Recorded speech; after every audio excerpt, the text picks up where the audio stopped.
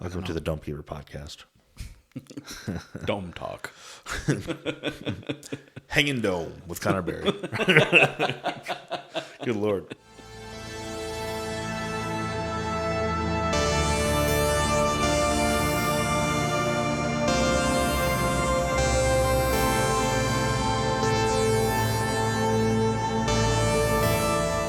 Hello and welcome back to EntertainGents.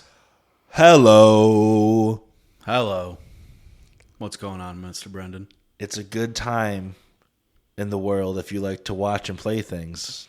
Not for much else, but if you like to watch and play things. It is Good pretty good time. It is pretty good. Not too bad. Nothing I can really complain about right now with all the things that I've seen personally lately. What about you? What have you been... If you're asking if I've watched or played anything bad this week, yes, I have. Is that what we're wanting to start off with this week? Well, sure. You know how I sometimes get into my moods where I will watch a few movies you've never heard of in a row. Yeah. Well, I kind of did that this week. I watched Terrified, Monolith, and This Is Not a Test, all on Shudder. Okay, so let's do something. We got a lot to talk about this week. Okay.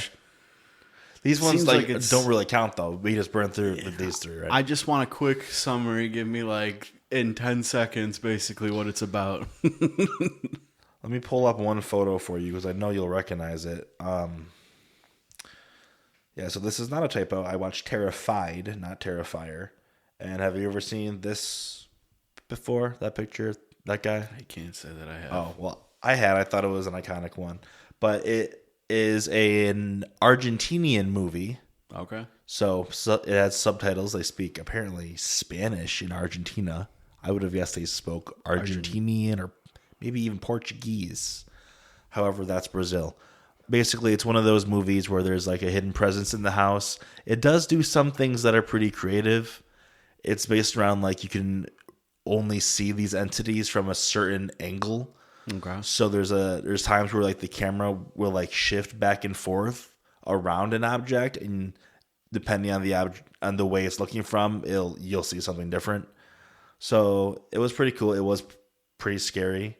Monolith is a movie about a journalist who is investigating these weird black bricks that people have received around Earth, and it is one of those movies where it's in one location. She's in her house the whole time doing like phone and internet interviews, and things are mailed to her and different events transpire.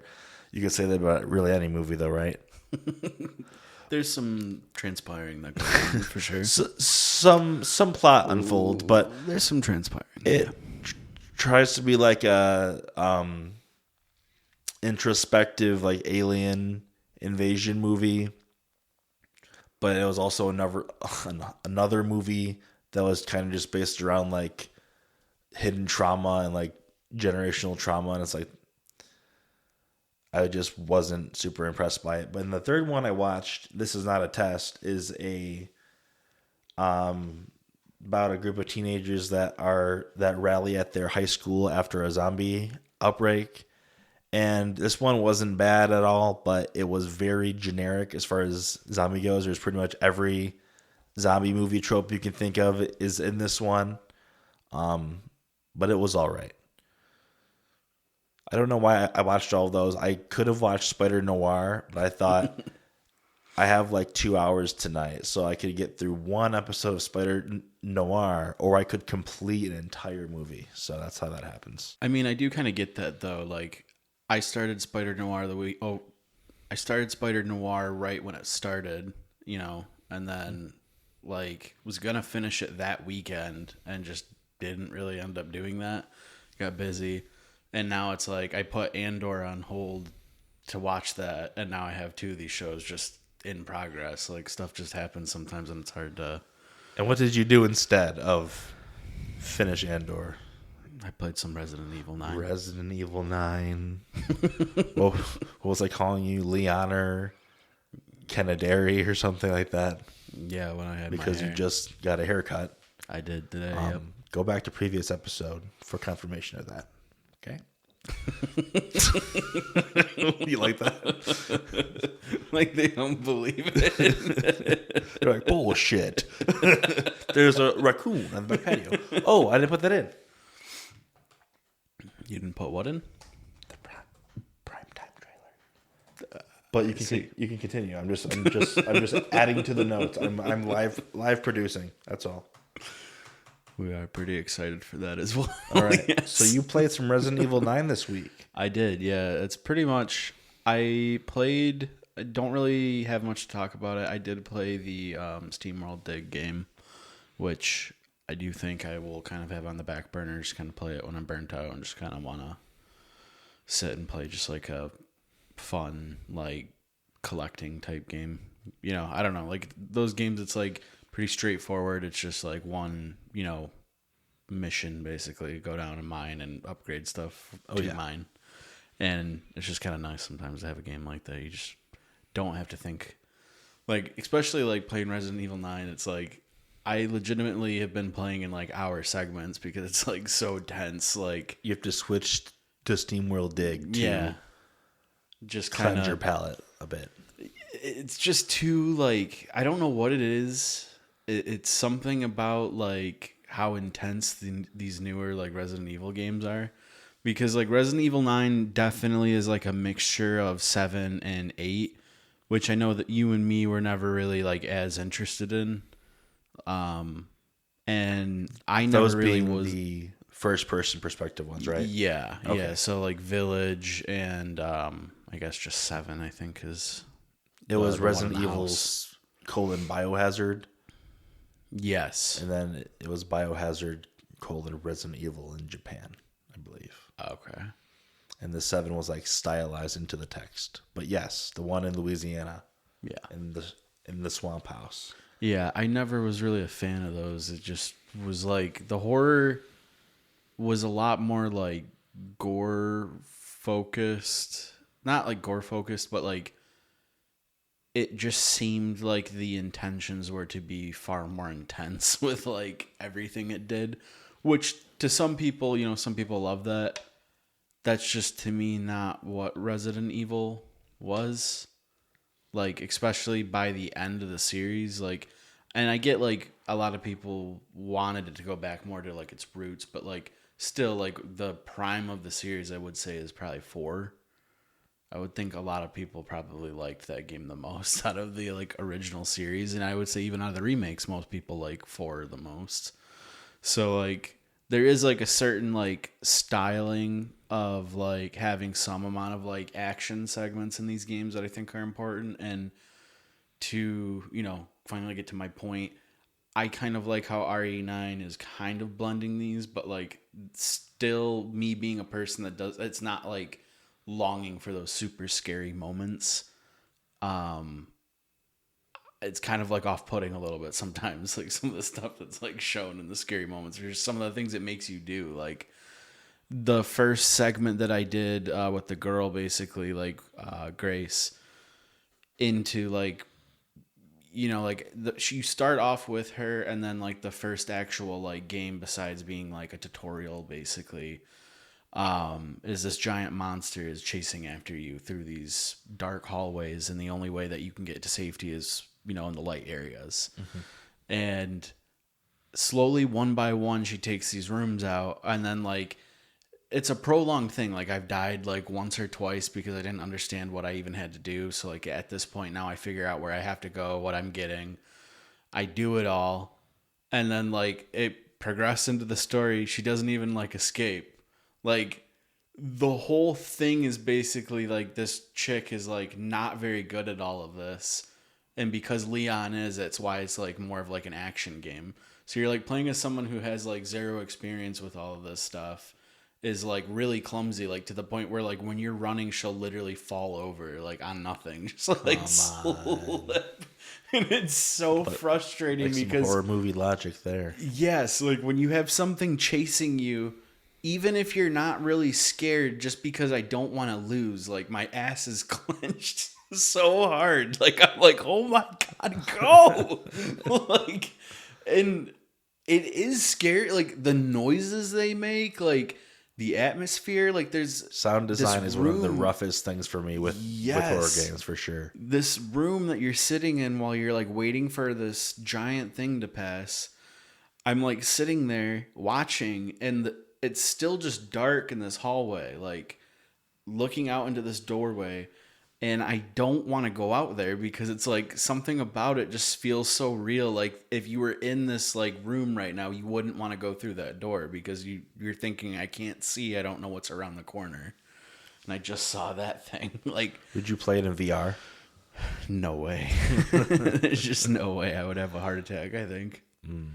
There was literally a jump scare that was like a real time like seamless cut from like the gameplay to a cutscene, and it was literally me opening a locker just thinking I was gonna go loot something, and all of a sudden zombies in it, and it like cuts to like a full like face of the zombie like on the screen.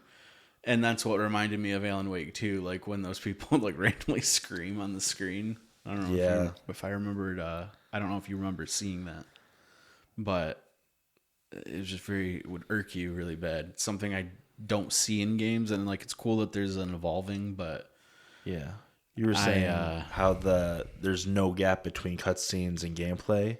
Yeah, and that can make it scarier because whenever you're watching a cutscene, you would have in your mind you have like this built-in buffer of like it has to like set back into being gameplay.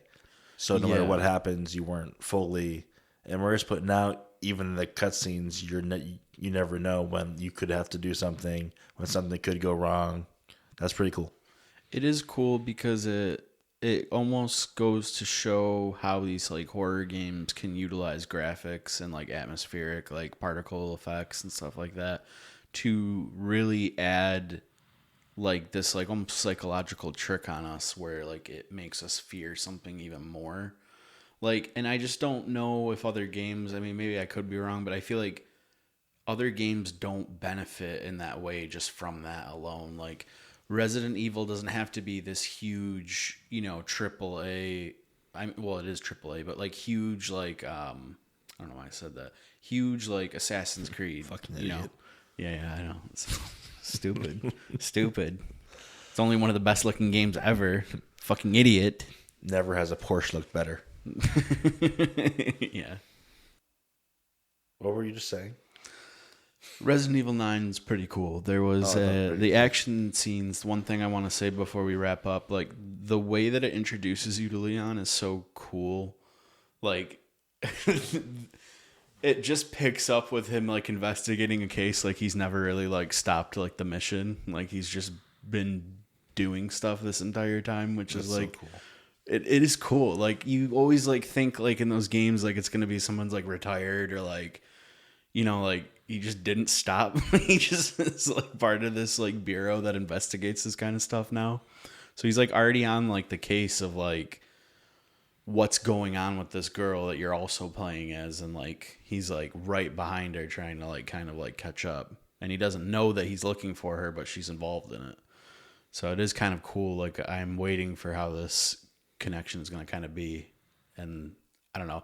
The characters are always like, I kind of almost like that they just merged this because I do feel like, especially replaying like 2 and 3, like people always talk about how like very clearly like, why would I play as Claire? Obviously I'm going to play as Leon. Like I don't want to play as Claire. I'm going to play as Leon every single time.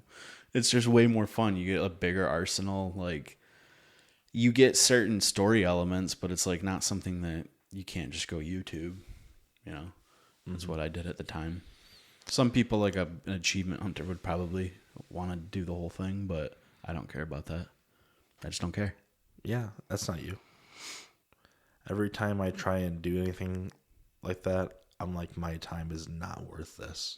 And then I have to like, it's not that I don't understand it. It's like, I just can't allow myself to do it. It's so weird. Yeah. I've tried with like a couple of games where like I tell myself I'm going to do it. I think there's maybe been like one game. It might have been like the newer Spider-Man game because I did really just like that. But like, especially with some of these newer games achievements, like it's just crazy the things that they expect you to do, like to get a 100%. That's why like I think people like Colin Moriarty like is kind of crazy for like wanting to do that with every single game he plays. Yeah. Like I know for me, it would take me forever to 100% certain games. Oh yeah. Yeah. It takes a different way of playing, a different way of like he'll have like a guide up from like the first time you play something, which is very foreign to me, but yeah. I played kind of a similar game this week, Connor, called Butcher's Creek. Dude, tell me how. Well, it's a survival horror game from Dave Szymanski, the creator of Iron Lung, the creator of Dusk. Okay. He made this game. It's a smaller game, I think in 2023, sometime in the past few years. And it costs like $7, and I beat it in under 3 hours. So again, my mantra of these cheaper indie games and treating them like a movie ticket. Yeah. That's what I did here. I can really only get through horror games when I know they're short, because I can be pretty scared for like a short amount of time. But like I start Dead Space, and I know that's like a 12-hour affair, and that's a long time to be terrified.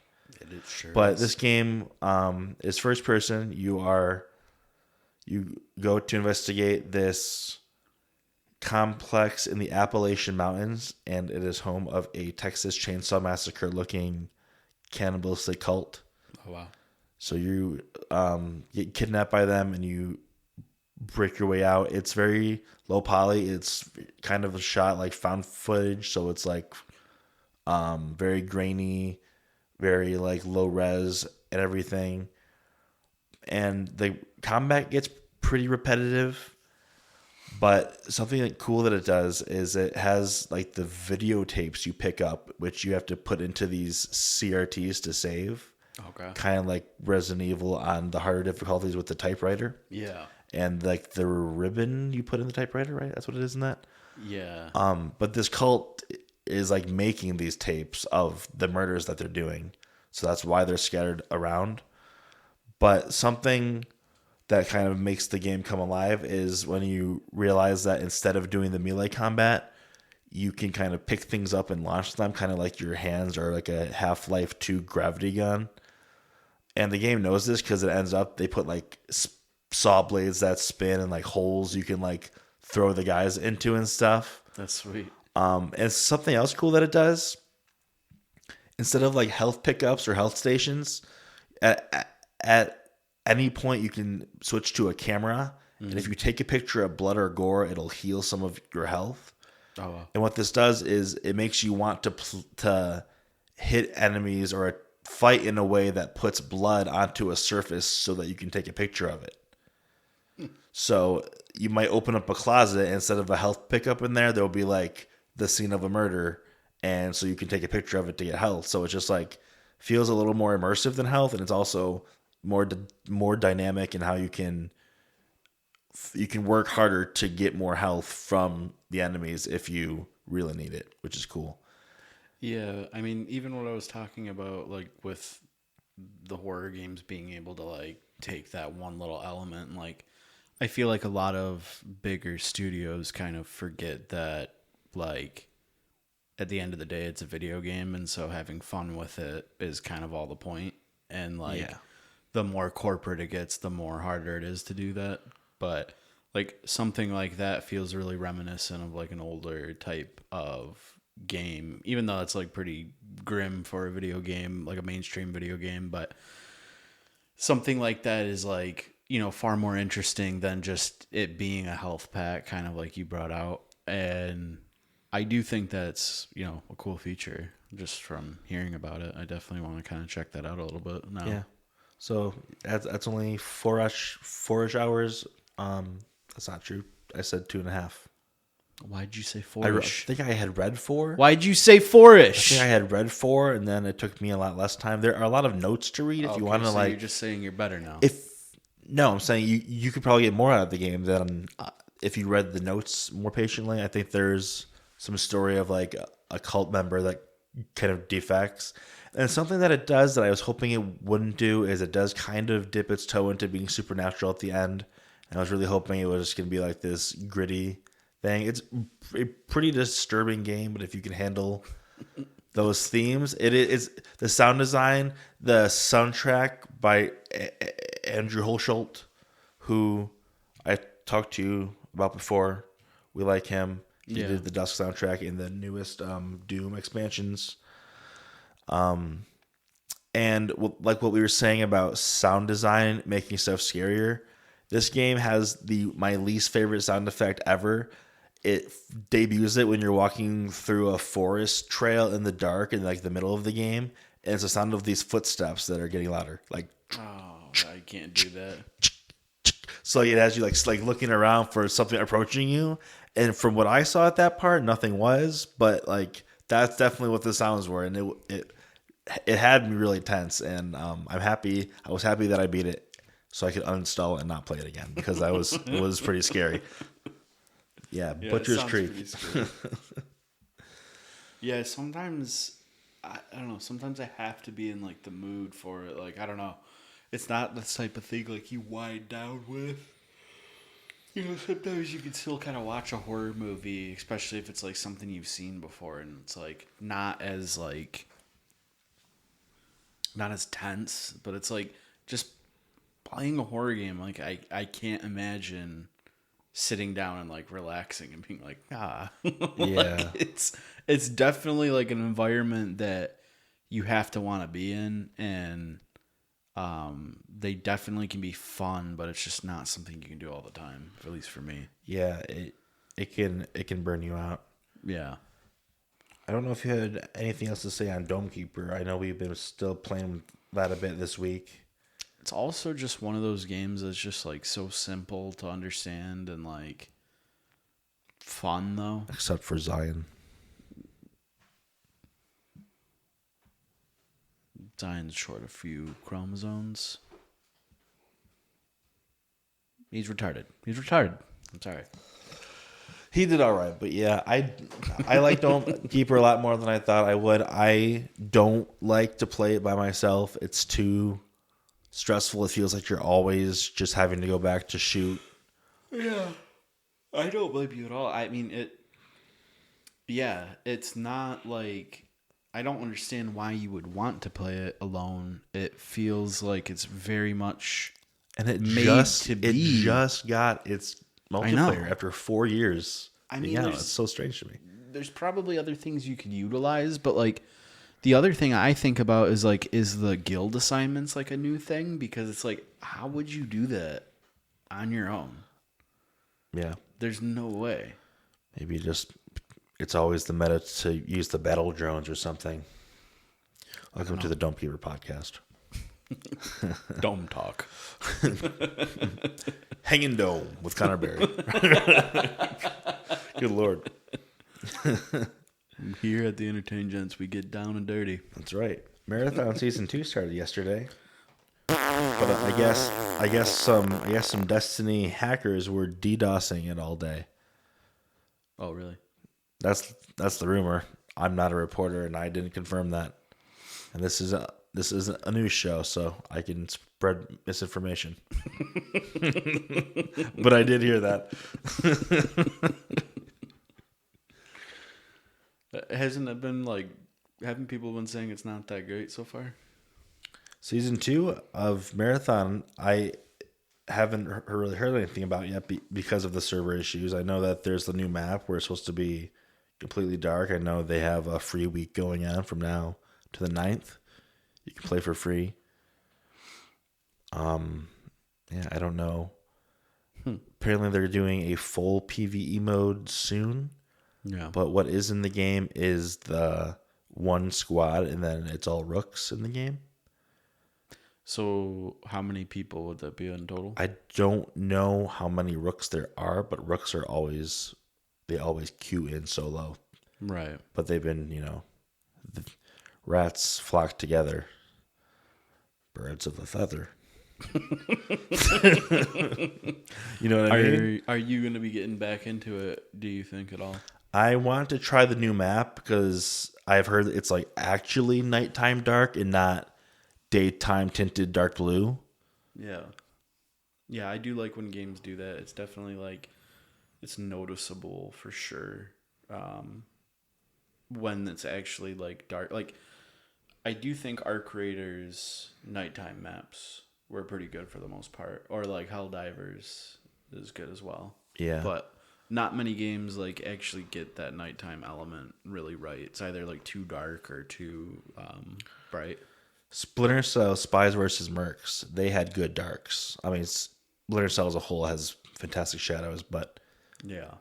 for a multiplayer game that had like really, really rich shadows.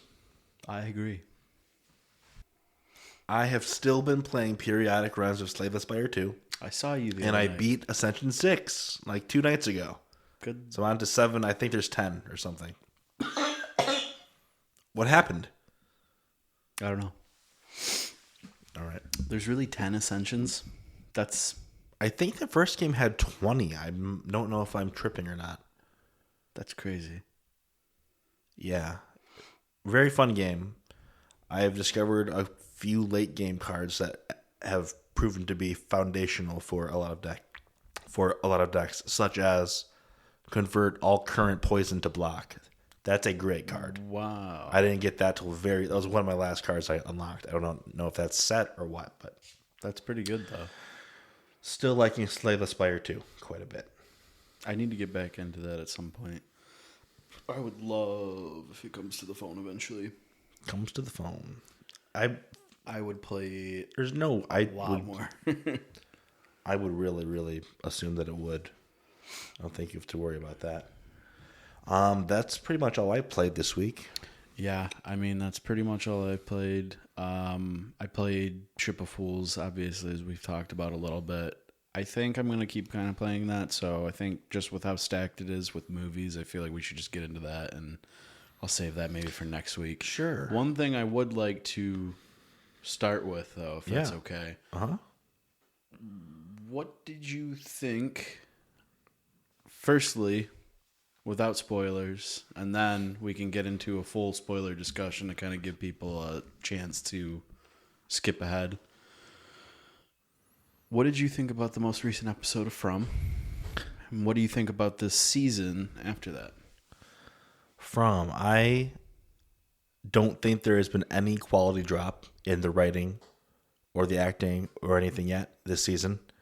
We're at the halfway point, and I think that it hasn't been very straightforward yet on answers, but it's posing much more interesting questions now about some things we have seen that we didn't see, and just about the nature of the world. Like, I never thought it would be something as simple as like they're in hell, they're in limbo.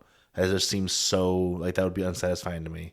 Yeah. But some of the explanations they're kind of maybe hinting at seems like it's really out of the box thinking. Yeah. What do you think? I think it's tough because it's like, you know, that in the back of your head, it could always, the disappointing part could always be that it could just be that. But like at the same time, with the way that it is, it's much scarier, like it just being open-ended. I almost wonder if they would have the balls to just have it kind of end in a way that like you understand the rules of the game, like you understand what everything is, but they just never tell you what it really is and just leave it up to the open interpretation. I think that could be really cool. It doesn't necessarily mean that I would like to be surprised with an ending where I feel like I didn't expect it at all, but like I would still be satisfied with that kind of a thing where if we just learn how everything works, almost in a way that like they kind of lose or something like that, and you see Jade and Tabitha reincarnated in some other way back into the place. At the end of the last episode specifically, like I feel like it's now laid out kind of a blueprint of, since we are on season 4 and we know there are going to be 5 total, and we're halfway through 4. I feel like based on some conversations in the last episode, we kind of know how the rest of the seasons could play out, kind of what our characters want to try and how they might try it. I think certain things are really strange, like almost like foreshadowing, like certain things. Like you have like the last episode, like they kind of like do like the like fake out with Donna, like with the dolls, you know, and she's like about to get like attacked, where like it looks like she's about to get like stabbed by the thing, and right before Tabitha saves her. And then the next episode she has the heart attack, where it kind of just seems like out of nowhere.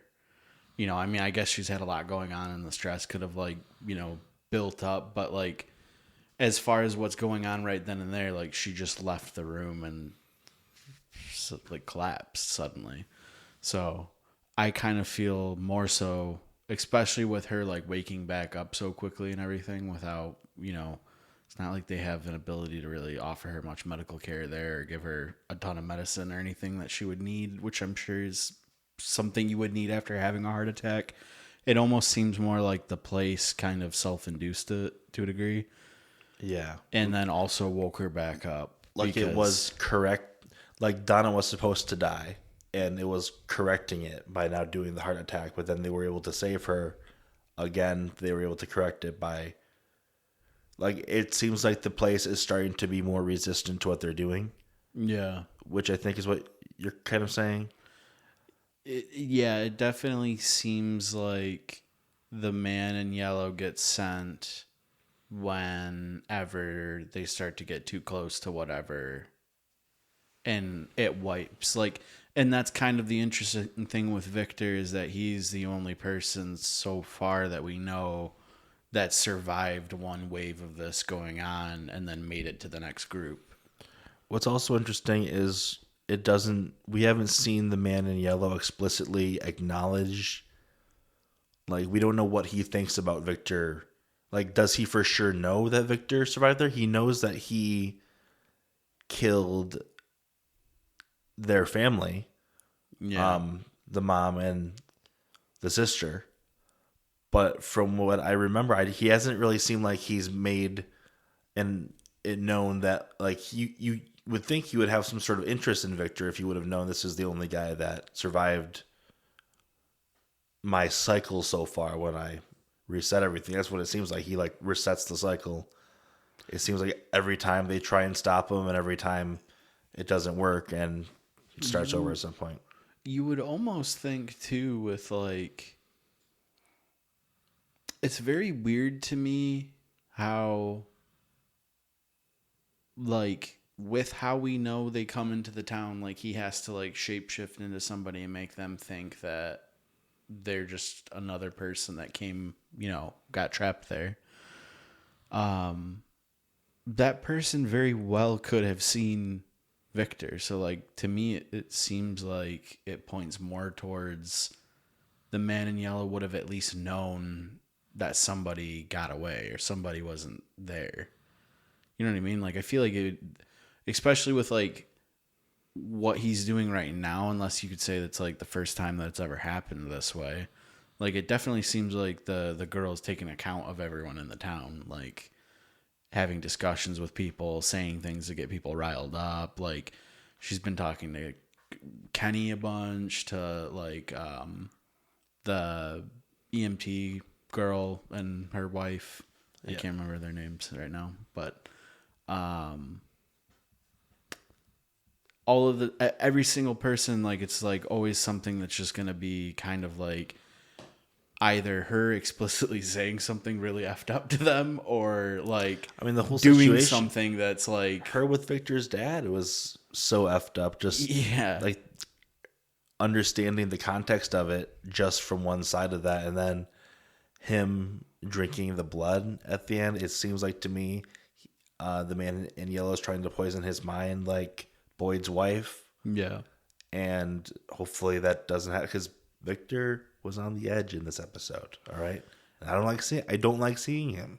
I don't like that. I don't either. I don't. Victoria. What's up? One thing I said to you, which seems to be like, with if true, it seems like all this stuff is pointing towards that. That Boyd is some sort of like outlier that the place can't do, or can't like really like Like Boyd was a factor that previously was already taken off the board by this point. Yes. But Boyd has held on so far. And it's something that, like, even though they try to act like they're calm and reserved, they're definitely, like, not okay with. Like, Makes you worry about his son. It seems to be. Yeah. Especially with Donna on I was actually right thinking with how specifically they go after, like, Fatima with... Oh my gosh, that golem she's making. Yeah. Dude, lock her, throw Molly in there and lock the door, dude. Get rid of it. Get rid of her. She's like, this makes me feel strong. Get out of here then. Don't you just feel like that thing's going to come alive and just smash the house apart? Yes, I do. Do you know keep why? thinking that's Because gonna we've happen. seen things that look less weird come to life this season that shouldn't have. I kind of think it will be like some sort of like stupid... What if it's like an iron golem from I think Minecraft it's going to be some sort of smacks the stupid thing zombies that's away? going to come up and like fight the dolls or something whenever they It'll get be like there. the rhinos in Black Panther when they Or- come in at the end, dude. I've mentioned this a few times. I hate... The one thing I will say that's like a kind of a complaint is why has no one talked about, like, where are the monsters? Unless it's just there's scenes Jade that brought not that up there. to him, though. Did he? In the last episode, he said, what if we don't see them because they're in there guarding the place that holds this whole place together? Or the thing that holds this whole place together. Okay, so that's the only time, though, that they've acknowledged that they've just been gone? Jade seems to have noticed that they haven't been around and mentioned it to Boyd when he was trying to convince him that they should go into the caves. So you're right, they haven't been gone, and you're right, I feel like part of what the man in yellow is doing, like what you were saying, how he's like trying to like whisper in everyone's ear. Maybe he's also trying to distract them from the fact that he's the most vulnerable before he's about to do whatever move he does next. And that's why he has to come out at this point. Because if he wasn't here, if the monsters weren't there, people might be too adventurous especially when he didn't want them to be. I'm just thinking of that right now as we're talking about this. I haven't thought about this that deeply, this specific part of this theory. But I'm liking what I was saying. I'm liking what I was saying. All right. So we have 5 episodes left from season 4. I'm liking it a lot. This season of From, definitely liking it so far. I'm excited to see how they're going to wrap it up. Yeah, there are some characters where I'm worried about Kenny because I'm very worried about Kenny. There's just a couple of characters that are being written into precarious spots where it seems like something's gonna happen with them. I told you how tense I got the initial scene when it reveals that the man in yellow shifted into her, and you realize like every time that chick is alone with someone, you're like, don't do it, dude, don't do it, dude. Yeah, I definitely thought that she was gonna say something really effed up to him, like him being drunk, like about like something to set him over the edge, like, and have him like run out, like just straight up tell him that like he was the person or whatever. Like, but yeah, she said, "What if this is a dream to him?" Yeah, which is exactly what. But again, like trying to like push the narrative and let them come up with it. It's never been anything that she's like directly said, except for to it is weird how she was really like direct, because didn't she say something like kind of horrible to Tabitha's daughter? Why can't I think of Julie, yeah. In the beginning, like, yeah, she said something insensitive, and someone had to like remind her of. Yeah. It was like something that was like supposed to be like, because she's obviously posing as a preacher's daughter. It was something that was like religious, but it was still something that was like, I mean, you and me having somewhat of a knowledge of like religious stuff, like pretty effed up to say to somebody, like really over the line. Yeah. Like, where anyone with any amount of like context could understand. Just the MIY, that's Man in Yellow, trying to establish himself, like to write off whatever they say as that and not as a demon shapeshifter. But yeah, right away trying to get under people's skin with that. Like, Yeah. Yeah. From something. I think I saw this in some like YouTube short. The show is called From, and Boyd lives in a post office.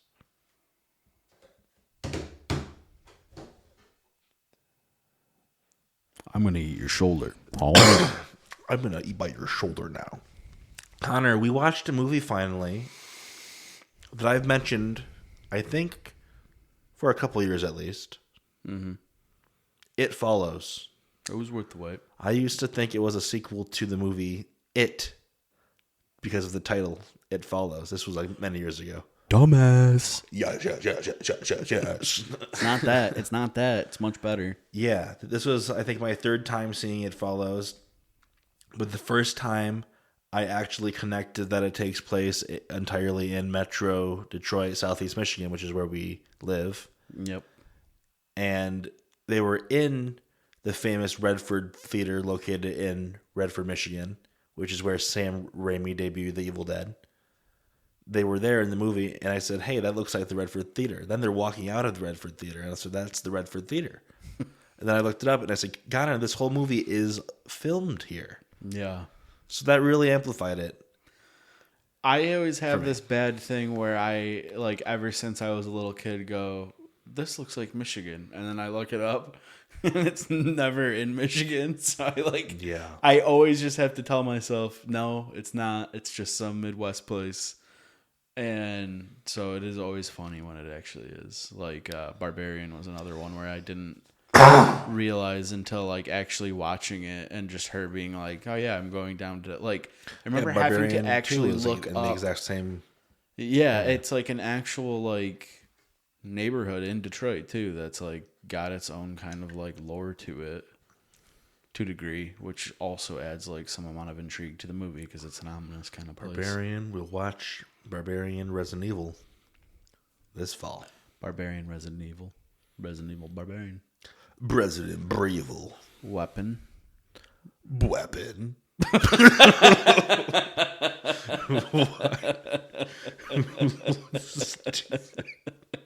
It sounded like the Halo announcer, but burping whatever he said. Damn you. Come here. I'm going to shake you. Come on. I really like the cinematography in It Follows. It really feels like those gloomy fall days that we have here where it's not raining. It's just kind of a fall day. Because I feel like the entire movie is like taking place at dusk for some reason. In my imagination, it's always dusk, except I guess when they're on the beach. But I think it like, I really like that scene. I remember having heard before that somebody said at the time of it coming out, like, it was interesting because in a lot of movies you would think like you would be expecting it, and so that beach scene, like, you're not at all expecting it because it just kind of comes out of nowhere, and it's still creepy even like when you see it walking up. Yes, jumping to when her hair like goes up, because I remember like immediately having goosebumps, like that thought of just sitting there and something coming up behind you, having no idea about it, and it's like, oh, like just that feeling like alone was like crazy, that it showed you everything that was about to happen. You knew everything leading up to it, and it still like gave you that sense of like dread. Oh, like scared, like tension. There's a lot of moments like that in the movie, and like I think the one other scene that stands out a lot to me when I think back on it is the part where the friend opens her door and the huge guy walks in. That is an iconic horror scene of the 2010s easily. Yeah, like he's like easily like close to probably 7 feet tall, and he's like. And I told you that the story that at least that I heard is they just saw this super tall guy when they were filming, and they wanted him just to come and be in the movie because he looks so inhuman being so tall. I think the only other thing that I can think of that stands out as being as creepy as those two scenes is the scene when they walk out and there's just the naked guy just standing like on top of the roof. I didn't like that. I also What do you think of the last shot, though? The last shot I like, but I didn't find creepy because I wasn't like for sure that it was it. Right, I it's guess. ambiguous. It could just be someone walking on the Yeah. sidewalk. My mind went to it just being kind of like one of those 80s like horror endings where it's like the end question mark. I think you need to give credit to you. Were saying to me, I would definitely just give it to a prostitute. That it was like the next scene was him driving past the prostitutes. Yeah. It was like within 30 seconds. It definitely didn't like it. I would say the only thing that I was like, I don't get this at all was the very end of like what they were trying to do with the pool. Because like immediately my thought would be either one, this thing is going to be smart enough to know what we're doing, or two, this is still not a good idea because like easily one of us could get thrown into the pool with this stuff on. Right. Like I guess they were hoping it would go in the pool. They would see like the ripples. She would swim out the other side. They would push the electronics in to like zap it to death. That seems to be the plan. The blanket or the sheet over it was kind of sick. I do like that When it actually could and like be he seen. it falls into the pool. Yeah. Yeah. That was pretty sick. But that was at the Clawson High School pool in Clawson, Michigan. Clawson. Come down, Caprice. Come down, Caprice. We don't know anyone named Caprice. Call him Caprice. Yeah, I guess we didn't even talk about like the basic premise of the movie. It's one of those movies. It's about a curse that is passed through intercourse. We all know. And basically the last person to get the curse is someone that is always walking, is coming after you to kill you when they touch you. Only you can see them. If you pass it to someone else, it'll go after them first. So it's like a chain, and it has to like go up the chain. I gotta say, not to cut you off, but one of the best like explanations in a movie, just like being like that quick and like to the point, like.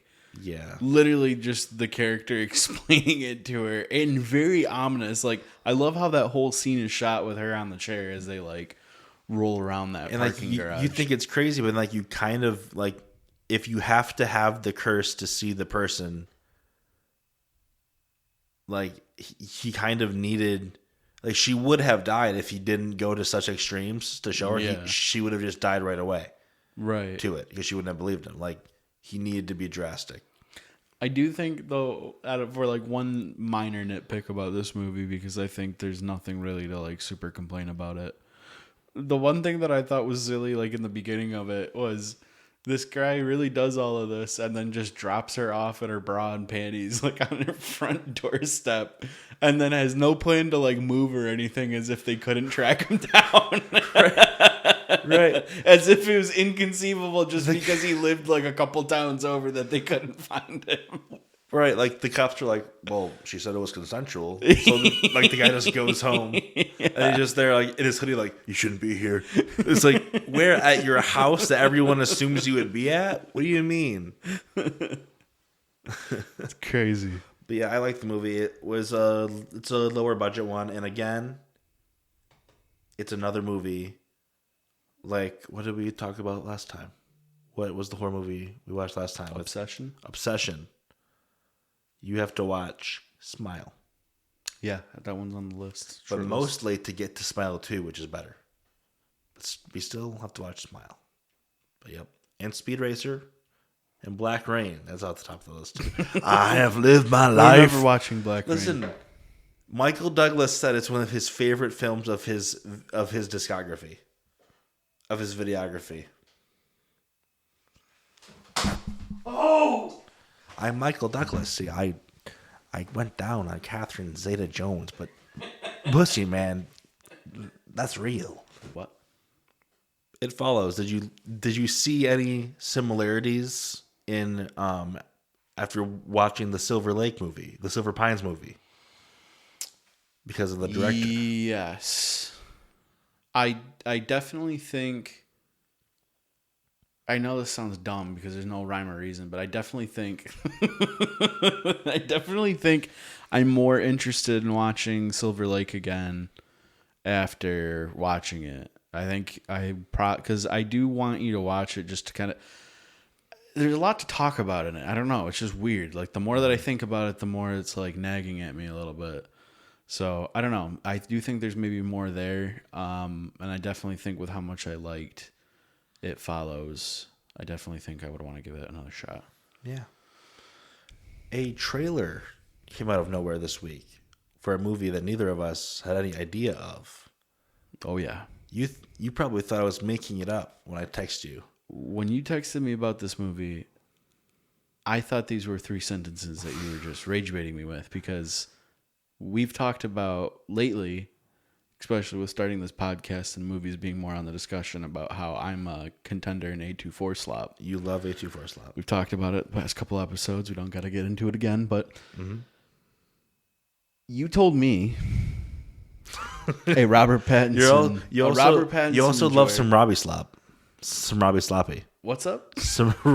You're a Rob Pat enjoyer. You love good time. Yeah. The Batman. Not Twilight. That's Christian Bale, but not Twilight. That's Christian Bale. Fuck you, asshole. Nice try, bud. It's Val Kilmer.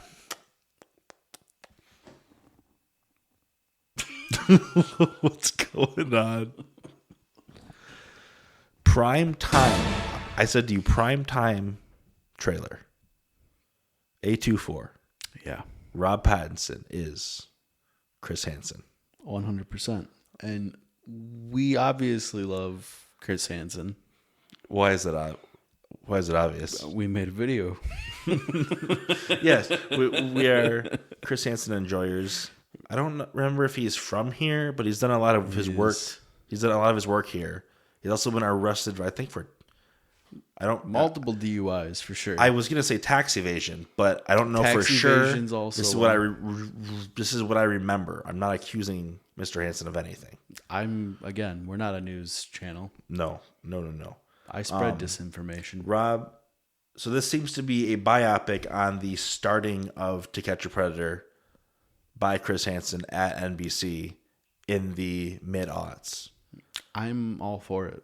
I'm really curious on how much of a drama this will be versus based in fact.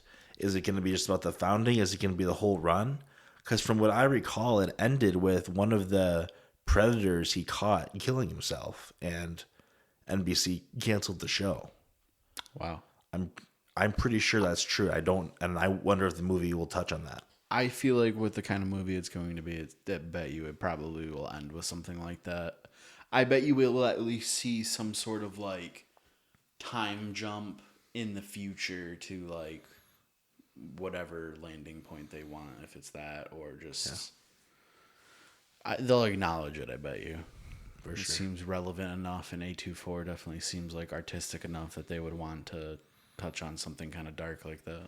Yeah, so I think it was this year. If we were prepared, we would have looked up what the date was before we had this conversation. We're never prepared. But it's probably this year. Speaking of A24, it's still on our topic because we saw Backrooms. We did. We saw Backrooms this past weekend. Finally, I was so excited to see Backrooms. What did you think of it? High level. I went into this movie not really having, a ton of pre-existing knowledge about it besides the videos that you had shown me like a week or two prior. So like just beyond your explanation to me of like what the Backrooms was, that was like all that I had. I didn't really, besides just those videos that I watched, I didn't know where they were going to go with it. And with what I did see from the videos and with what I did know, it didn't feel like a cop-out. It didn't feel at all like a cheap version of it. And I do think that's in due credit to the original creator being attached and being the actual director of the movie. But I feel like this is the launching pad for more, and I don't even think that necessarily means just being a backroom sequel. I just think that this kid has some ability to be able to make a very He needs to make atmospheric. something that he has the full rights to. Yes. Because Backrooms is not owned by someone, Right. as you know. It's cool though. I mean, the movie, his take on it is, I feel like, more cosmic and like sci-fi than most of the stuff that comes out nowadays, and like it's deliverance, and it comes out in like such a like kind of something about the Backrooms is like aesthetically pleasing. I don't know what it is, Yeah. but it's like something about the way that it looks. It's like just nice, and it's interesting, especially like when they do the different shots of like different like furniture. Such a being like, distinct yellow, too. Like the whole Yeah. movie and just the Backrooms. Like, we're always going to associate that one shade with Backrooms now.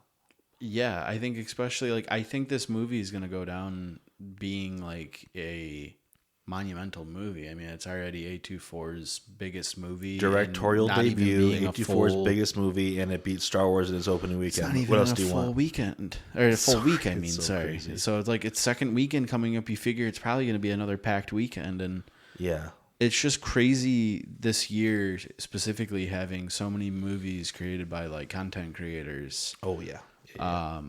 And so far 3 out of 3 being hits. Like, it's pretty crazy. Like, Markiplier's movie doing well, Obsession doing well, this movie doing well.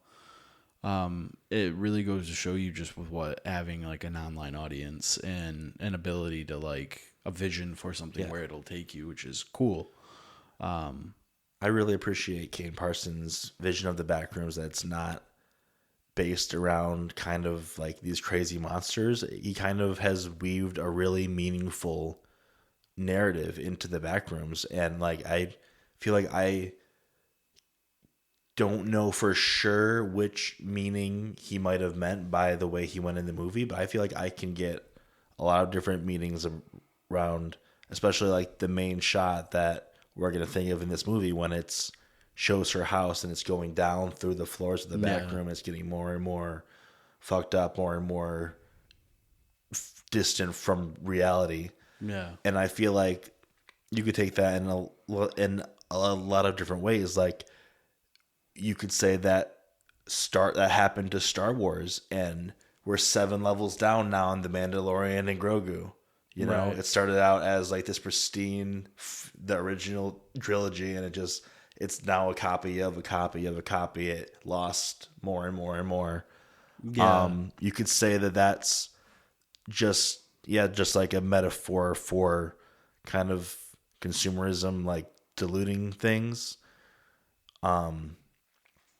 You could say it's also how it's played in the movie of being like people that get into self-destructive cycles and they just let themselves get worse and worse and worse until they don't really recognize themselves anymore, even if you do recognize where like you started from. Yeah. And so I like the movie a lot. It, especially for a directorial debut, like some of the writing was a little weak for the setup, I thought. It felt like they wrote the last scene where they recite their fake argument first, because it seems kind of awkwardly written to me when they first go through it, when she's pretending to be his ex-wife. Yeah. Because it's a lot more impactful when it comes back up, I think, at the climax. But Something I'm really split on that because I kind of feel similar. Something I really like about the movie is really how little you know about the main character. And really just like, I mean, you see it obviously in the end with the character shift, basically, where our main character dies and the main character really becomes the therapist at that point and carries on like whether or not she gets out. Which, I mean, something like that's always fun. It's fun to see like a narrative switch like that last minute, especially when it's done well. Yeah. And I think in this case, it was interesting, kind of establishing her character prior. But where I kind of sit, it's like maybe it could have been fun to see like him.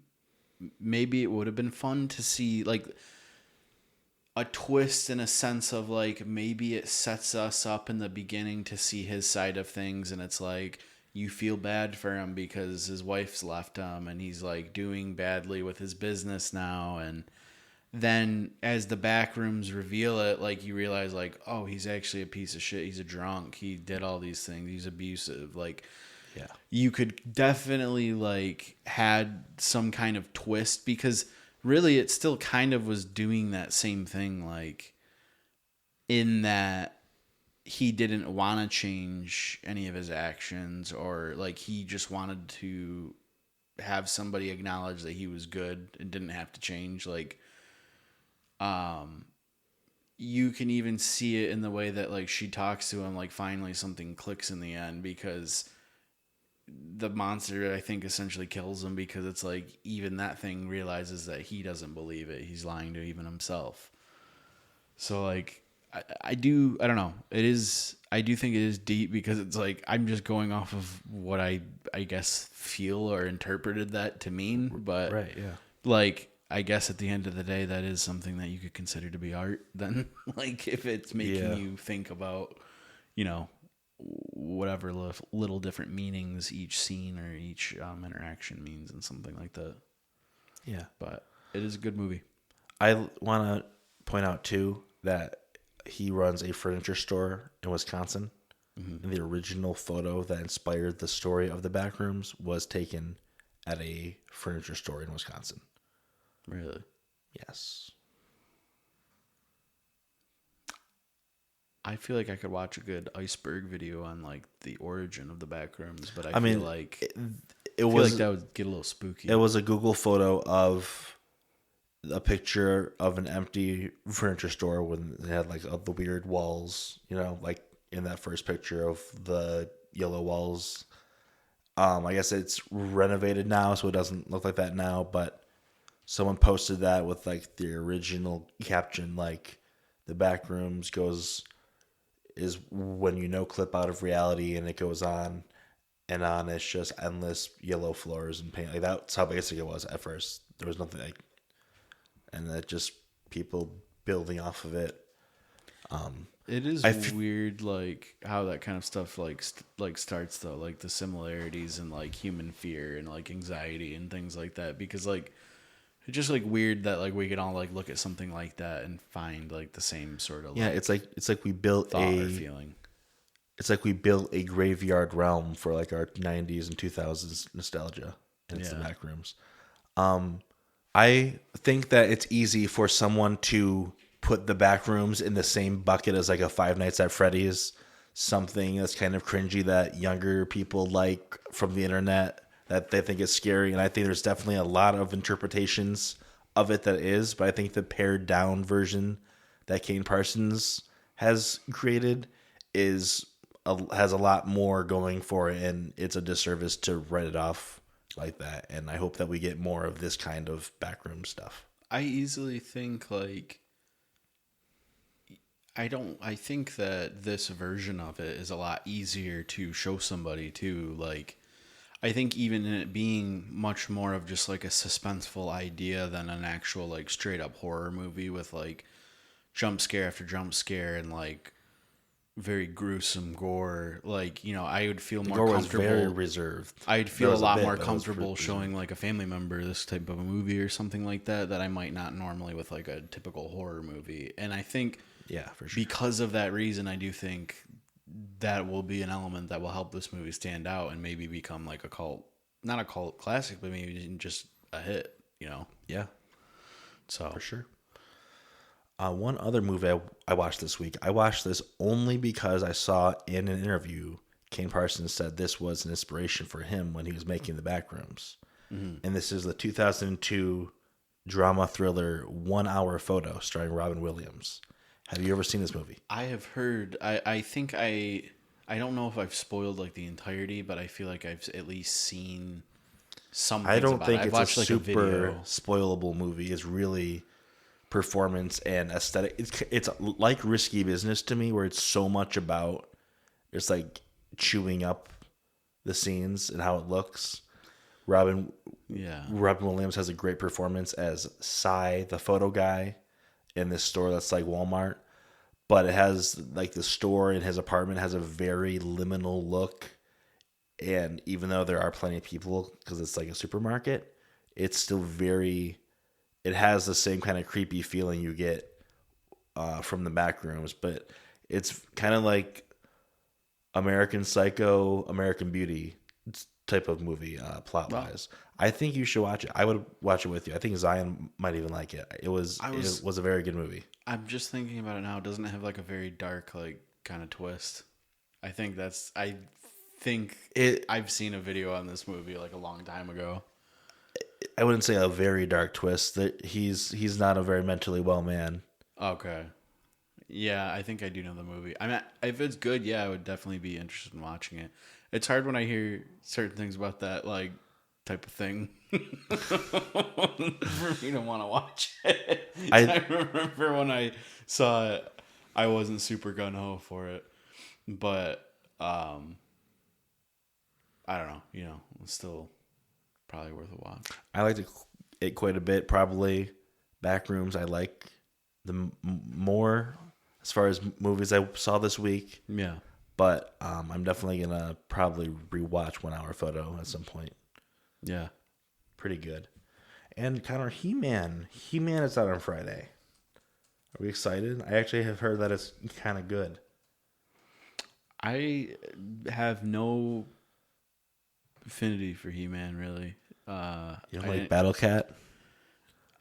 I didn't grow up with it. I've never actually like seen an episode of it or anything. I don't know anything about it. I had the weird 2004 knockoff show. Oh. It was just like the reboot show. I'm not like it was all right. I guess. I mean, if it's good, I'll go see it, I guess. It really does look like those AI generated, like it does, if He-Man was a live action movie from the 19 whatever. Yeah. Yeah, I gotta say, sometimes I get caught in those. I really like the ones where it's like the Avengers if it were in the 80s, and it's like Tom Cruise as Iron Man. You would like that. I would like, that's so cool. If I'm in bed at night, it's late, like on a Saturday night or something, I'm definitely watching those. Yeah. Next week, Connor, I am hoping to have watched all of Spider Noir. Yeah, I got one more episode. Probably gonna watch tonight. All right, I'm reserving my thoughts until you're done. Right. I'm going to. I like it so far though. Keep watching Andor. Yes, I have to. Did you watch season 1 yet? I've only watched season 1. Did you get to the part? I'm on like episode 4 or 5, I think. Are you to the parts with Andy Serkis yet? You would know. He's Andy Serkis. No. Okay. I'm at the part right before they're about to go on the heist, I think. He's just gotten like with like the rebel group. Okay. All right. So, yeah. Yeah, you need to get to the rest of that season. Yeah, I really was just, I thought we would both, I really thought I would finish Spider Noir over the weekend, and I didn't. Yeah. It really put a wrench into things, but it's the plan for this week. I'm hoping to actually even finish Andor. Sometime, baby. Not finish it, but finish the first season. Yeah. Wow. All right, Con Man. That was a good episode. Me getting neepy. We like Backrooms. We like 1 Hour Photo. We like Resident Evil 9. We like Butcher's Creek. Yeah. That's what we like the most from this. We like It Follows. Yeah. We liked Resident Evil 9. I said that. No. Beach alert. All right. Peace out, Con Man. All right. Peace out, bro. I'll be peacing you off, Connor. What's up?